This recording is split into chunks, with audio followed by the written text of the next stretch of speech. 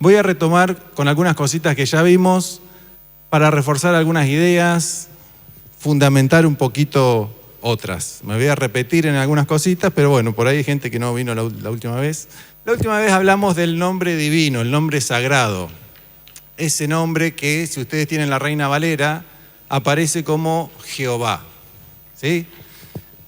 En los textos hebreos, cuando decimos el original, el famoso original, esa es, digamos, el tetragramatón o el tetragrama. Tetra son 4 letras, eso es hebreo puro, hebreo bíblico, el hebreo antiguo.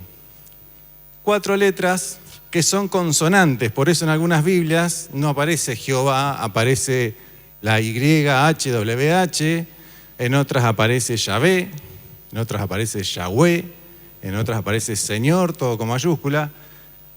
Y 2 monjes, siglo XVI, Casiodoro y Cipriano, que eran de Valera, de Reina y de Valera, utilizaron una fórmula antigua de los rabinos medievales de trenzar las consonantes esas con las vocales de Adonai. Adonai es Señor en hebreo, ¿sí? Entonces forman castellanizado algo así como Jehová. Se lee de derecha a izquierda. Yud. Esa es la letra más chiquitita, es como una tilde. Cuando Jesús dice, ni una tilde pasará, está hablando de una yud, ¿sí? En algunas versiones dicen J, porque la suelen traducir como J, por eso Jehová, ¿sí? Recuerden que estoy de derecha a izquierda. Yud, G, esa es la que se repite 2 veces, es la que Dios le agrega el nombre de Abraham por Abraham. También al nombre de su esposa, Sara, le agrega esa letra, ya lo vimos la otra vez. Siempre que hay un cambio de nombre, hay un cambio de propósito. Todos los nombres, las personas que cambian de nombre en la Biblia, tienen un cambio de propósito, un cambio de vocación, un cambio de misión, digamos, ¿sí? Entonces, Yud, G, Bab, y la última letra, G, que se repite otra vez. Aparece un poquito más de 6.800 veces en el Antiguo Testamento. Lo vemos en los Salmos, lo vemos, bueno, en los Salmos son cantos, lo vemos en las oraciones, lo vemos en los saludos. Aparece muchas veces. No sé si se habrán dado cuenta, tanto ahora como la otra vez que hablamos de esto, nunca nombré las 4 consonantes a la vez. Siempre me paré y dije algo en el medio, ¿sí? Así lo enseñan o así lo hacen los que conocen de estos temas, porque no la nombran, es un nombre divino, entonces no lo nombran ni siquiera para una cuestión pedagógica como estamos haciendo acá. También lo hacen con los nombres de los ángeles, bueno, se suele no nombrarlo. Obviamente yo lo hago para que lo veamos como una curiosidad. No hay un poder místico en el nombre en sí, pero en la Biblia sí hay algunos, se me va a hacer un poquito largo, cuento algunas cositas rápidas, por ahí voy a ir más rápido, voy a acelerar. En Números hay un escrito que dice que si el marido desconfiaba de la mujer, esto está en la Biblia, si el marido desconfía en la mujer, va al sacerdote, el sacerdote escribe este nombre, estoy mezclando un poquito de tradición con lo que dice la Biblia, pero escribe este nombre en un papel, lo mezcla en un cántaro con agua, le pone cenizas del altar, el nombre se borra y la mujer tiene que tomar el agua. Si la mujer sí era adúltera, porque el hombre solamente sospechaba, si la mujer era adúltera, moría. Tomaba el agua esa y moría. Si no era adúltera, ¿quién moría? No, por favor, nunca morimos nosotros. Sí, salimos ganando siempre. El domingo lo vamos a hacer, gente, así que maridos, si no era, sí, en el café que tomaron las mujeres, nadie se cayó. Si no era adúltera, caía una bendición sobre esa mujer y bueno, por lo general eran tener hijos. Tener hijos es una bendición en esos tiempos porque imagínense que muchas mujeres morían en los partos, entonces que te digan vas a tener hijos es que tus hijos no se van a morir, la niñez, y que vos tampoco te vas a morir. ¿Cuál es la letra chiquita? Que si el hombre era adúltero, no funcionaba esto. ¿Sí? Bueno, no funcionaba, entonces un poco se dejó de hacer porque no funcionaba. Si no funcionaba, entonces Pero busquen los números, después lo leen. ¿Pero a qué voy? A que sí tiene, o se cree, o bueno, nosotros no, pero sí tiene como un peso específico estos nombres divinos, ¿sí? Aparece, dije, 6.800 y pico de veces, según la versión, en el Antiguo Testamento. ¿Y cuántas veces aparece en el Nuevo Testamento? Digamos Jehová, si estamos en la Reina Valera. Voy a dar 3 opciones: 1000, 100 o 0. Bueno, 0, muy bien. Un premio. Un viaje a Metileo todo pago. Media pensión, va. 0 veces. ¿Por qué no aparece en el Nuevo Testamento este nombre? El Dios de Jesús es Yahvé. ¿Por qué no aparece? Bueno, no aparece porque ya... Va por ahí. Muy bien. Ya está muy aceptada la tradición en los tiempos del siglo I. Acuérdense, siglo I es del 1 al 100, siglo II. Está ya muy aceptada la tradición de que no se pronuncia más este nombre. Este nombre no se pronuncia en oraciones, no se pronuncia más en saludos. Se dejó de usar, incluso solamente lo utilizaba el sumo sacerdote en algunas fiestas como Yom Kippur, y después con tantas muertes, tantos exilios y demás, hasta ni siquiera los sumos sacerdotes, y entonces ahí es donde se pierde cómo se pronuncia realmente este nombre, porque dijimos que son 4 consonantes, no tienen las vocales. En el hebreo son unos puntitos que se ponen en los costados y en las letras arriba y no están, ¿sí? ¿Se escucha? No se pronuncia más. Entonces, ¿cómo decían en la antigüedad? Decían el nombre.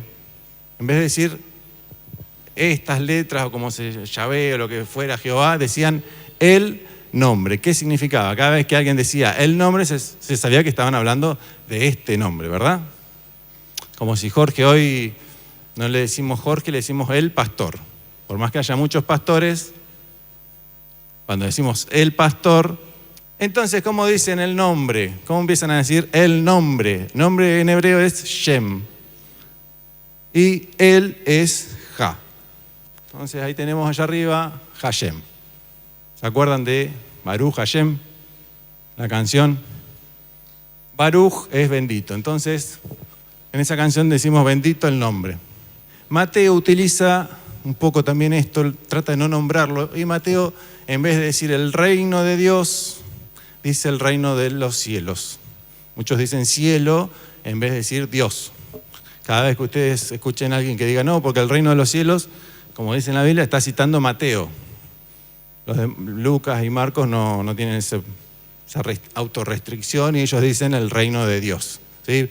Pero ni siquiera utilizaban la palabra mucho Dios. Mateo la usa, pero cuando se refiere al reino de, en vez de decir Dios, dice los cielos. Y muchos hablan de el secreto de los cielos. Cuando se refiere a los cielos, se está refiriendo también a Dios, porque Dios está en los cielos. Entonces tenemos ahí la primera palabra en hebreo, que la estamos usando ahora en la canción, que es Baruch Hashem, que vendría a ser como bendito el nombre. Y alguien se podría preguntar, ¿por qué tenemos que decirlo en hebreo? ¿Por qué tenemos que cantar esa canción en hebreo? ¿Por qué no cantamos bendito el nombre?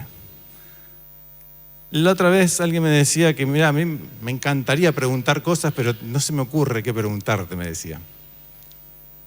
Siempre un por qué, preguntar por qué es un buen inicio. ¿Sí? ¿Por qué tenemos que cantar o utilizar esa canción, o por ahí alguien dice Hashem, ¿por qué te tenemos que decir en hebreo? Con ese criterio también tendríamos que preguntarnos ¿por qué decimos amén? Amén es una palabra en hebreo. Décadas y siglos y milenios y seguimos diciendo amén, que no es una palabra en español. Cada persona que diga amén está diciendo una palabra en el idioma hebreo. Nosotros decimos que amén significa así sea. En realidad tiene mucho significado. Cuando Jesús dice en su discurso de la montaña, Él dice, desierto, desierto, dicen las Biblias, pero en realidad la palabra es amén, amén, les digo, ¿no? O en verdad, en verdad. Entonces amén significa en verdad, así sea, o cierto. Y tiene, digamos, la capacidad, no sé, no quiero decir el poder, pero tiene tiene eso, ¿no? La cualidad de que lo que otra persona dijo, si yo digo amén, es como si yo lo hubiera dicho. ¿Sí? Entonces como que hay que tener un cuidado extra al decir amén. Aleluya. Cada vez que decimos aleluya estamos diciendo otra palabra en hebreo. No es una palabra en español, es una palabra que se translitera. O sea, en Japón también dicen amén, por más que se escriba muy distinto. Cuando leen eso que está escrito en japonés o en el idioma que ustedes quieran, también están diciendo fonéticamente aleluya. ¿Qué es aleluya? Bueno, alaben, y ya es las dos primeras letras del... O sea, alabado sea ya, vendría a ser. Y ya son las dos primeras letras del nombre divino. Cuando alguien se burla y le diga, vos sos un aleluya, lo que está haciendo él, está alabando a Dios, porque dice, alabado sea ya. Aleluya es una palabra que se la debemos al autor del Apocalipsis, porque solamente aparece en el Apocalipsis. No aparece en ningún otro libro. Él, en vez de poner alabado sea en griego, alabado sea Dios, dijo, no, esta palabra no la puedo traducir. Entonces la puso exactamente así. Aparece en Apocalipsis y aparece en los Salmos, y nada más. Bueno, Hosana, otra palabra en hebreo que solemos utilizar, o sálvanos por favor, se lo decían a Jesús cuando estaba en la entrada triunfal. Abba Padre, y Shalom, que decimos que es paz, pero tiene otros significados también, plenitud, integridad, armonía, restauración. Hoy si alguien va a Jerusalén y dice Shalom, es decir hola, y cuando se va de un lugar dice Shalom, y está diciendo chau también. ¿Sí? Por otro lado, también podemos preguntarnos por qué Dios elige a un pueblo con este idioma, o por qué Dios elige un pueblo directamente, por qué Dios eligió a Israel, que es el pueblo elegido, un pueblo que después sabemos que va a ser quejoso, idólatra, incluso va a matar a su hijo, así que vamos a tratar de darle, no se asusten, respuesta a eso. Y acá vamos a ver ahora rapidito algunas cosas que hemos heredado. Algunos nunca habrán escuchado de esto, buenísimo. Algunos sí escuchamos y tuvimos que a veces aceptarlo sin entender, y a veces tenemos que desaprender. ¿Eligió Dios a Israel en realidad? Es algo bastante difícil de negar. Es difícil de negar porque hay versículos literalmente que dice, tú eres mi pueblo amado, yo te elegí, te escogí, yo seré tu Dios. O sea, hay entre 20 y 30, depende la versión, de versículos que son muy literales en eso. Algunos versículos en Deuteronomio, y el Señor te ha escogido para que le seas un pueblo único. Isaías, mi pueblo, siempre hablando de Israel, mi pueblo, mi escogido, este pueblo he creado para mí. Y así hay muchos textos bastante literales. Y acá es donde vamos a tener que concentrarnos un poquitito y abrir la mente. ¿Qué dice la tradición? Ya explicamos en las otras veces que nos juntamos qué es la tradición, cómo funciona. Bueno, ¿qué dice la tradición hebrea, antigua, muy antigua sobre esto? Dios escogió a Israel. Y es bastante curioso, porque si Dios me escoge a mí, lo primero que va a decir, sí, yo saldría, no sé, de alguna manera a elogiarme, soy un escogido. La tradición dice, cuando Dios se quiso manifestar a la humanidad, en el tiempo que sea, se presentó a todos los pueblos por igual. Y todos los pueblos lo rechazaron. Básicamente, nadie estaba muy de acuerdo con el tema de que la inmoralidad sexual estaba mal, que el homicidio estaba mal, y que había que tener un solo Dios. El único pueblo que dijo, bueno, aceptamos, fue Israel. Entonces no es tan literal como que Dios nos eligió, sino que somos los únicos que levantamos la mano. Eso dice la tradición. Ya sabemos que es un poco mitológica. Cuando digo mitológica no es que es un mito que es mentira, sino que trata de explicar algo muy profundo con alguna historia, ¿sí? A mí, yo cuando escuché eso, dije, bueno, tiene cierto sentido, porque que haya un pueblo elegido relega al resto, o bien genera resentimiento, o genera celos, o genera algo que pareciera que Dios le da privilegios a alguien. Bueno, esta manera de expresarlo me pareció curiosa, por lo pronto, de que Dios en realidad se manifestó a todos y nadie quiso. Y es un poco lo que nos pasa hoy. Ahora, eso dice la tradición, que ya sabemos cómo funciona, ¿no? La estamos trayendo como una curiosidad. ¿Qué dice la teología hoy? ¿Qué dice? Yo, gracias a Dios, tuve la oportunidad de hacer algunos diplomados de estos temas así que me gustan, y en una de las preguntas que le hacen a un catedrático, a un biblista, doctor en teología, bueno, en la pregunta la persona le dice, mira, porque Israel, que es el pueblo elegido, y el teólogo lo para, le dice, mira, en realidad ya hace tiempo que no se entiende más que Israel es el pueblo elegido de Dios. Porque Dios no elige a Israel, dice, Israel elige a Dios. Me sonó muy parecido a lo que dice la tradición. Y es muy obvio, ¿no? Pero lo que voy a explicar ahora. Porque así funciona, Dios no se maneja en masas, Dios se maneja individualmente. Dios algo hizo que nos hizo por sobre los ángeles, por sobre toda la naturaleza, que es darnos la libertad, que nosotros le decimos el libre albedrío, aunque no está esa palabra en la Biblia, es la libertad de elegir. Entonces Dios no nos puede elegir para algo y poseernos. Y nosotros no quiero hacer esto, pero estoy poseído y tengo que hacerlo. No funciona así. Nosotros tenemos que elegirlo, tiene que ser recíproco, tiene que haber una correspondencia al llamado, a la vocación, al servicio. Y aparte lo hemos visto, gente que que Dios lo llamó, dijo que sí, después del tiempo dijo que no. Y lo hemos visto y lo vemos y lo seguiremos viendo. En teología hay muchas ramas, está escatología, que estudia el fin de los tiempos, está la rama de la mariología, que estudia todo lo de María, soteriología, que se estudia cuestiones de salvación, y también hay una rama que es la angeología y la demonología. Dentro de la demonología, ángeles y demonios, ¿verdad? Dentro de la demonología hay un grupo bastante grande de teólogos que no está de acuerdo o son, no quiero decir la palabra creen, o son detractores, digamos, de las posesiones demoníacas. ¿Por qué? Porque si Dios, que es infinitamente más superior en jerarquías espirituales, no posee y nos da la libertad de elegir, entonces un demonio no te puede poseer. Un ser muy, muy inferior inclusive a nosotros, no te puede poseer.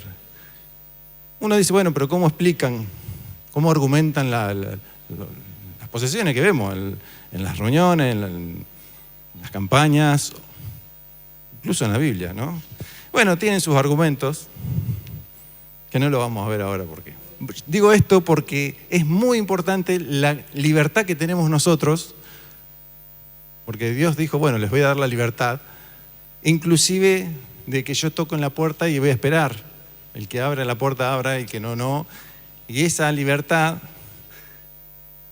a veces, no sé, nos puede jugar en contra, ¿no? Miramos a veces las noticias o el planeta y nos parece que estamos haciendo un buen trabajo, pero es la libertad que tenemos, ¿sí? Y Dios no nos posee, no nos elige como para decir, vos vas a hacer esto. Yo tengo que decidir que sí. Así funciona. Y así hoy los teólogos explican que no Dios elige a un pueblo, sino que elige a un pueblo, pero el pueblo recíprocamente también lo elige. ¿Suena raro? ¿No? Bueno, este punto lo voy a saltear. Le voy a leer nada más lo que dice el versículo. Todos los pozos que habían abierto los criados de Abraham, su padre, en sus días, los filisteos lo habían cegado y llenado de tierra porque le tuvieron envidia. Lo voy a saltear y otro día lo hablamos. El pueblo rechazado. Estamos viendo algunas cosas que hemos heredado y que literalmente en este caso hace 2 siglos que ya se hablan distintas las cosas y nosotros por ahí no nos enteramos. ¿Cuántos hemos escuchado que Dios rechazó a Israel? Y que la iglesia es el nuevo pueblo de Dios. Esta teoría o esta teología tiene sus comienzos con este hombre, Marción de Sinope, de la zona del Ponto. Estamos hablando 100 años después de la muerte de Jesús. ¿Sí? Es un dibujito, obviamente no se sabe cómo era el hombre. Este es considerado el primer hereje por la iglesia católica, ¿no? En ese tiempo, la única que había. La iglesia católica significa universal. Marción, ¿qué dice? Bueno, inventa esto que se le llamó el supersesionismo, después con el tiempo, o la teología del reemplazo. Dios rechaza a Israel y lo reemplaza por la iglesia. Si bien todas esas teologías que él después, son muchas las que ha dicho, se descartaron, esta no se descartó, o bien siguió mechando, ¿no?, en la mente de las personas, porque después se siguió desarrollando con otros teólogos de siglo II, III, IV, V, hasta llegar a San Agustín, Orígenes, bueno, San Justino Mártir antes, toda gente que fue desarrollando esta teología del reemplazo. Fue bastante nefasta porque muchas de las persecuciones y de las muertes, etcétera, etcétera, como las cruzadas, sus mayores argumentos eran esto: es un pueblo maldito, siempre van a escuchar o siempre van a hablar, se va a hablar de la deshumanización, ¿sí? Es un pueblo maldito porque Dios lo rechazó, etcétera, etcétera. No me voy a detener más. Aparece después de literalmente 1800 años este hombre, John Nelson Darby, siglo XIX, pero muchas cosas de las que hoy por ahí creemos son repensaciones de este hombre. Son todas personas muy importantes, ¿no? Son todos teólogos de escuelas muy importantes. Este hombre que dice, Dios se presenta en la humanidad como una obra de teatro, dividida en actos. En total son 7 actos. El primer acto es de la inocencia hasta Adán y Eva, después viene hasta Noé, otro acto hasta Abraham, después Moisés, etcétera, etcétera. Son 7 actos. A cada acto de esos él le llamó una dispensación, ¿sí?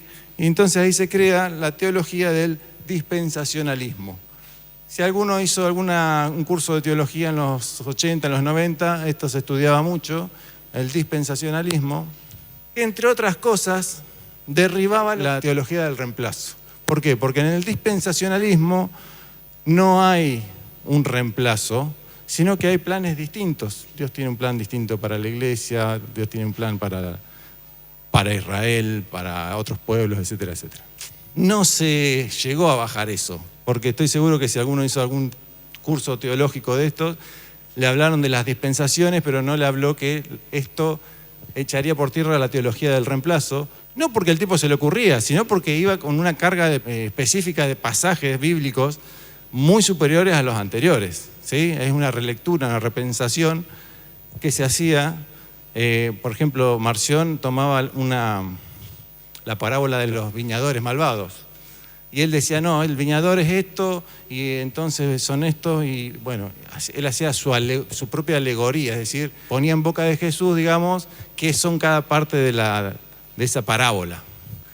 Viene este hombre Darby y dice, no, obviamente eso no es así, y hay versículos literales donde, tanto en el Antiguo Testamento como en el Nuevo, donde Dios dice, jamás voy a desechar a Israel. Incluso Pablo habla del olivo y de los injertos al olivo, y ya se ve que había algún problema porque estaba diciendo, ojo, las ramas injertadas no se sientan mayores que el olivo original. La Iglesia Católica no toma nada de este hombre, pero la Iglesia Evangélica, la protestante tampoco, la protestante de Lutero, ¿sí? La luterana.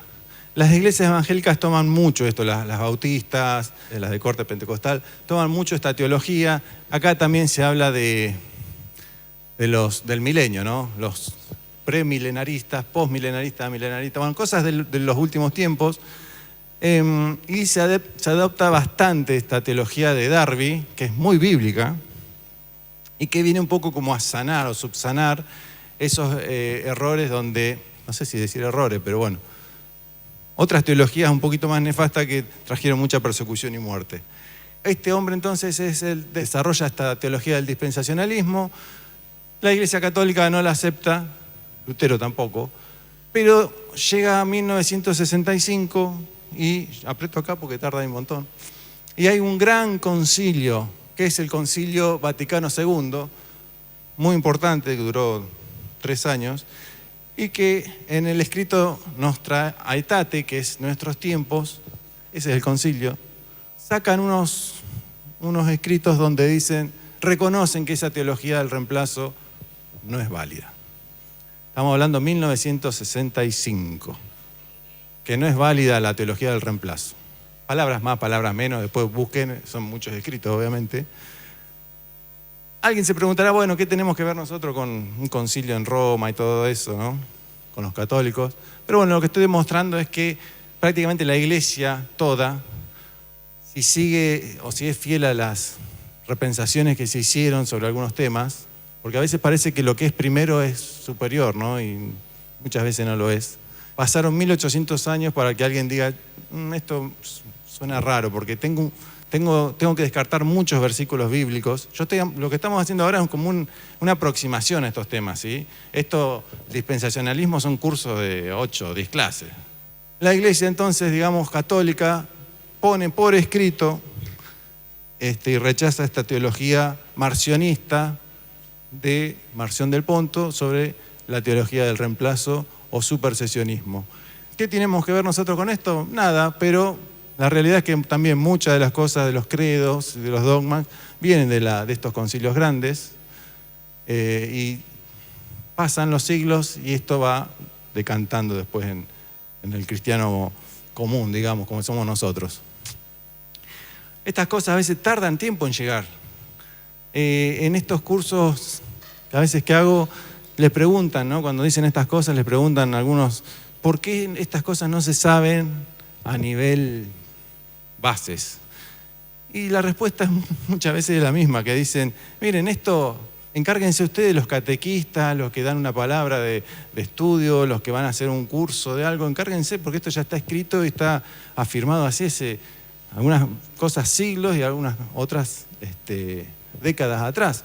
Pero bueno, tiene que haber cierta responsabilidad en los que enseñan la palabra, no los domingos, Los domingos es otra cosa, los domingos es una prédica pastoral. Una prédica pastoral es tomar un episodio y traer un episodio de la Biblia, tomar 3, 4 versículos y traerlos a una enseñanza para hoy, ¿sí? Jorge hace unos domingos atrás habló de Nehemías, de escombros a muros era el título, algo así, y Jorge nos mostró un plano donde queda, el mapa donde quedaba ya Babilonia, no puso qué años estamos hablando, no mostró el camino que puede haber, cómo era la muralla que se derribó. Eso es una prédica pastoral, algo que yo tomo y trato de traerlo a nuestros días para que tengamos una moraleja, una enseñanza, una reflexión, ¿sí? Esto que estoy haciendo yo es más teología, más historia, y la reflexión la hace cada uno, tarea para el hogar. Si bien yo trato al final siempre de hacer una reflexión, porque a veces, si no, parece que no estamos acostumbrados, que no haya algo al final. No sé si se acuerdan, la primera fue de esos 2 hermanos que fueron a conocer el mar por primera vez. La última vez fue Abraham y esos 3 hombres que se le aparecieron. Y ahora nos ponemos un poquito más tensos y vamos a hablar del pueblo de Isida. ¿Por qué estoy hablando de estas cosas? No hay hoja donde ustedes abran en la Biblia, hagan el experimento, elijan cualquiera, donde no estén hablando de Israel, donde no sean historias de Israel, de judíos, de hebreos. Es toda la Biblia, desde Génesis 1:1, Apocalipsis 23:22, que no sea la historia de este pueblo. Más o menos acercado a Dios, pero es esto. Entonces yo quiero que, por eso hoy es como un paréntesis a la historia que veníamos hablando de Abraham y de sus hijos, y bueno. Quiero que nos saquemos algunos preconceptos, algunos prejuicios, porque siempre voy a estar hablando de esto, de este pueblo. Entonces quiero que se entienda que es elegido o el pueblo lo elige a Dios. Dios rechazó a este pueblo, si no, no tiene ni sentido hablar de algunas cosas que estamos hablando. Y después y ahora por último el pueblo de Isida. También siglo III, siglo IV empieza esta idea. Dei es Dios, Sida, muerte, ¿no? Este es el pueblo que mató a Dios. Esta es la mayor de las acusaciones que se le ha hecho al pueblo de Israel después del siglo I. Y acá yo a veces he dicho la frase, esto ya no se discute. Y acá es una buena oportunidad para decir, esto ya no se discute más. O sea, no hay un historiador serio, no hay un biblista, un filólogo, una persona académica que siga aceptando la teología del pueblo deicida, el pueblo que mató a Dios, ¿sí? Por más loco que parezca el título ese. Lo voy a explicar medio rápido, pero bueno. De esto hay litros y litros de tintas escritos en libros. Hay un libro que se llama, de Paul Winter, que se llama Proceso a Jesús. Está en PDF si alguien lo quiere para profundizar, porque explica cómo funciona un Sanedrín, el juicio abreviado, un juicio nocturno con testigos falsos y demás. La cruz es el medio de tortura seguida de muerte de los romanos. Los judíos no matan en la cruz. Entonces, de por sí ya históricamente a Jesús lo mataron los romanos. ¿Qué tienen que ver los judíos? Bueno, entregado por las autoridades judías de ese momento. Estamos hablando de que en todo el Imperio Romano había 5 millones de judíos en ese tiempo. O sea, 99.9% nunca se enteraron de esto, ¿sí? Las autoridades romanas son el Sanedrín, son 72 personas, con el sumo sacerdote. En ese momento, totalmente, bueno, no voy a decir totalmente, pero gran parte corrupta, no aprobada por el pueblo. Imagínense que hacían un sacrificio por día al emperador Tiberio, o sea, una cosa totalmente de un toro. Un sacrificio en el templo le hacían al emperador. El sacrificio se le hace a Dios, pero bueno, era una mezcolanza, era un tiempo donde, por eso Jesús está ese episodio famoso de la purificación del templo, que se le llama, porque Jesús no está en contra del templo, está en contra del mal funcionamiento, tira todo, dice, pero esto se supone que es otra cosa, es una casa de oración. Esto es muy histórico, no voy a llegar a eso, pero había mucho descontento de los judíos con estos dirigentes que entregan a Jesús por cuestiones sediciosas. O sea, cualquier rebelde se lo entregaban a Roma, le decían, miren, este tipo peligroso, maneja las masas, así un poquito, en cualquier momento. Aparte está diciendo que va a venir un reino donde acá no pareciera que ustedes no van a tener nada que ver, ni Poncio Pilato, ni Herodes Antipas. Así que, lamentablemente, esto también ha sido motivo, esta mirada, esta teología, ha sido motivo de hasta no hace mucho matar judíos. Lamentablemente también personas que tenemos personajes, digamos, ¿no? históricos, como Lutero, se abrazaron mucho esta teología, que después se usó como propaganda en la Segunda Guerra Mundial con el Holocausto. Cuando le hicieron un juicio de esos que atraparon al propagandista, dijeron, bueno, si me van a juzgar a mí, juzguenlo a Lutero porque estoy poniendo exactamente lo mismo que él escribía. La iglesia luterana de hoy salió a pedir, a reconocer que fue un error esto, ¿sí? En este mismo concilio, vamos bastante bien con el tiempo, en este mismo concilio Vaticano II se saca también en ese mismo tratado Nostra Aetate, que es nuestros tiempos, como diciendo en nuestros tiempos no podemos seguir pensando esto tan errado, y sacan algo de lo que escriben ahí, yo puse un párrafo nomás, lo que en la pasión de Cristo, la pasión es el sufrimiento. Nosotros ahora usamos esa palabra como pasión de amor, pero bueno, pasión en realidad viene de sufrir. Lo que en la pasión de Cristo se hizo no puede ser imputado indistintamente a todos los judíos que entonces vivían en esa época, ni a los judíos de hoy, ¿sí? Entonces se da por tierra esta también teología del pueblo deicida. Aunque no lo crean, mucha gente que sigue pensando eso. 54. Bueno, ya nos vamos. Hasta acá estuvimos viendo palabras en otro idioma, de un pueblo milenario. Estuvimos viendo cómo a veces tenemos ideas, muchas veces erradas, otras no, pero siempre caemos en lo mismo. Siempre caemos en etiquetar, en calificar, en generalizar pueblos. No piensen solamente en esto, no piensen en qué sé yo, en pueblos que tenemos más cerca, en otras iglesias. Porque ¿qué nos pasa a nosotros? Solamente vemos lo que tenemos delante de los ojos, ¿no? Pero siempre estamos hablando, o la Biblia siempre nos muestra que hay un Dios que de esto no está ni enterado. Dios siempre está mirando otra cosa. Dios mira el corazón. Porque Jehová no mira lo que mira el hombre, pues el hombre mira lo que está delante de sus ojos, pero Dios mira el corazón. ¿Cómo hacemos nosotros para mirar el corazón? Bueno, pareciera que no podemos, ¿no? ¿Habrá alguna manera, aunque sea de mirarnos nuestro corazón, no el ajeno? Hay una manera. Hay una manera de ver nuestro nivel espiritual, digamos. De ver lo que está mirando Dios, de mirar el corazón.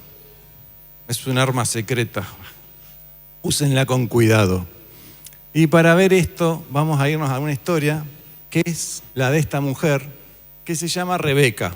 Ahora sí volvemos un poquito al Génesis. Abraham, que estuvimos viendo hasta ahora en las otras charlas, Abraham queda viudo y él tiene sus 3 promesas, famosas 3 promesas, y necesita que no solamente su hijo, sino que la compañera de su hijo sea en la continuidad de esa promesa. Porque si fueran estos tiempos, le diría, déjate jorobar con lo que dice tu papá, ya está, vamos. Inventó todo. Bueno, si no tenía una esposa así, hoy sería más normal. Entonces, ¿qué hace Abraham? Está preocupado por eso y manda a uno de sus criados más antiguos, con más sabiduría.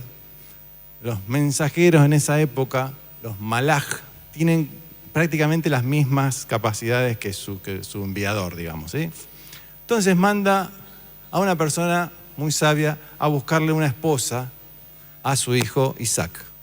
Viaja mucho tiempo y llega a un lugar a donde lo había mandado Abraham y él hace una oración, que la persona que me dé agua y le dé agua a mis camellos sea la elegida, sea la que realmente tiene que ser. Fíjense que él no mira si sabía las palabras en hebreo que vimos hoy, qué teología tenía, no mira si hizo algún diplomadito, si pasa al frente y se cae.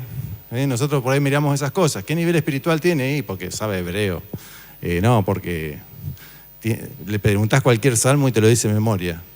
O te ora y te caes. Eso es lo que vemos nosotros, ¿no? Dios mira el corazón, afortunadamente, ¿o no? Se acerca este enviado a Rebeca y ella le da agua, él le pide agua, ella le da agua. Rebeca simboliza la misericordia, la bondad, los niveles más altos de bondad. La bondad no es hacer algo bueno, ya está. La bondad es vivir haciendo lo bueno.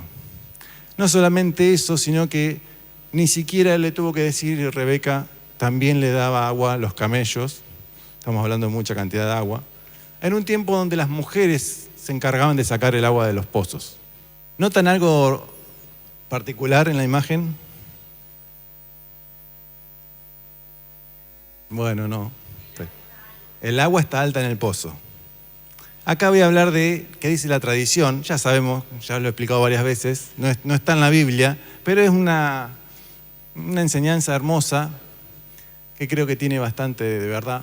La tradición dice que cuando Rebeca se acercaba al pozo, el agua fluía hasta arriba. Y ella no tenía que esforzarse. E incluso cuando ella después se va a la tierra donde estaba Abraham e Isaac, el pozo volvió a la normalidad. Y donde ella se acercaba a cualquier pozo, el agua fluía hasta arriba. Obviamente incomprobable, pero piensen en la idea general.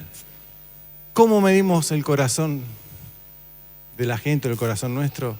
Básicamente en cómo tratamos a los demás. Y los demás es todo. Es inclusive la vida, es inclusive esos camellos, es inclusive la creación. Esa es la forma que tenemos de autoevaluarnos, digamos, nuestro corazón o nuestro nivel espiritual. Cómo tratamos a los demás cuando es difícil. Porque amar al que te ama, estoy parafraseando la Biblia, eso lo hacen inclusive los que no creen, ¿sí? Jesús en uno de sus dichos, que después se lo conoce como la regla de oro, él dice, hacele al otro lo que quieras que te hagan a vos. Eso incluye o eso abarca toda la ley, la primera parte de la Biblia, los profetas y los escritos, es decir, toda la Biblia. Si no querés nunca leer la Biblia y querés obedecerla, hacele al otro lo que quieras que te hagan a vos. Y en esto que es caminar la vida, que por ahí nos parece a veces cosas que no pasan, nos parecen injustas, o cosas que pasan en otros lados son tan injustas, creo que tenemos que empezar a pensar en esto, ¿no? a tratar a los demás como nosotros queremos que nos traten y de alguna manera a tener, aunque no lo entendamos, a tener un poco más de un corazón como el de Rebeca. Muchas gracias.